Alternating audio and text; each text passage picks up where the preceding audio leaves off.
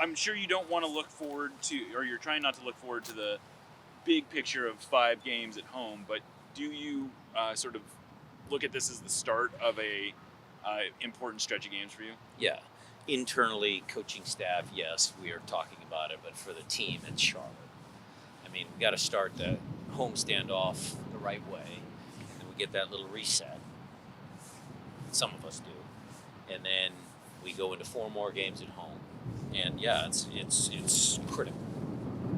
I would say it's critical for us to collect some points. Coaching. Go ahead.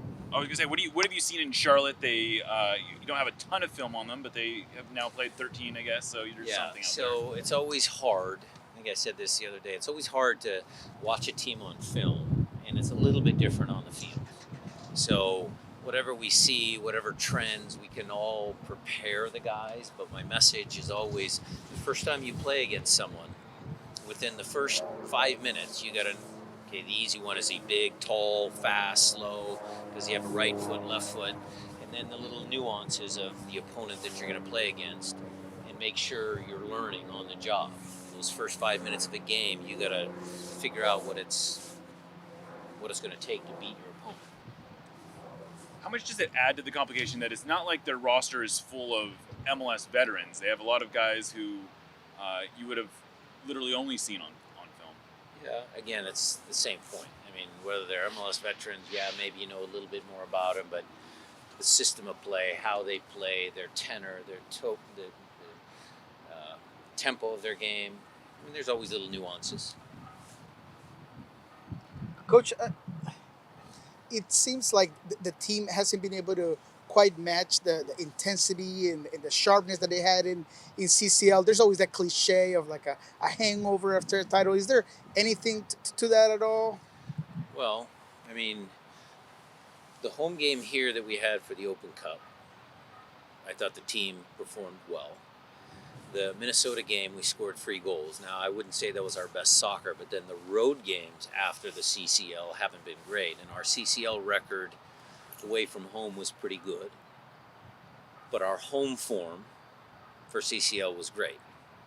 So I'm hoping that 5-game homestand, you'll see a little bit more of the team performing at a higher level.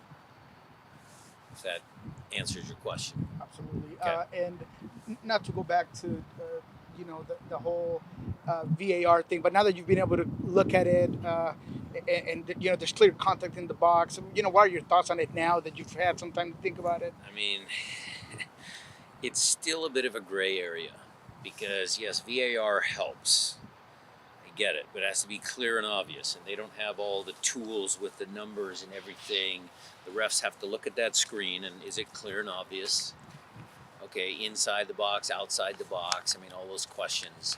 So I still got to just trust that that's a process and it works the majority of the time, and you might have a mistake or two because humans are not perfect, and then the foul on Jackson Reagan, was that really a foul? Was it not a foul? Should that have been reviewed? I mean, I think guys just have to make plays and leave the refereeing alone. Make the plays on the field, then VAR doesn't matter as much. In reviewing that game against Colorado, what stood out specifically about the goal that they scored? Was there anything that could have been done different about that at all? Well, again, it started for me higher up the field. We had some attack. It was in there into the field.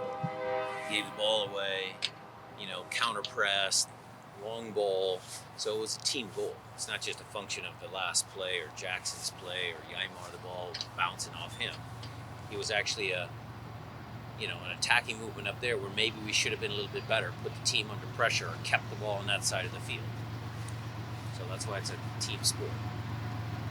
Stephen Fry recently moved into third all-time in MLS shutouts. Do you feel a sense of pride of all that he's accomplished in Seattle? Well, I mean, sense of pride like a child, I don't know.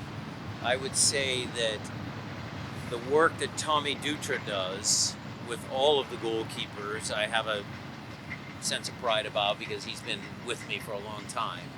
For Steph, I think it's just reward for a fantastic career, which might be a little different than just personal pride.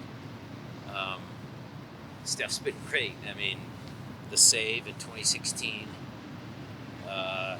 The New York City FC. You want to talk about Champions League? I mean, that was an unbelievable performance. He saved us on multiple occasions.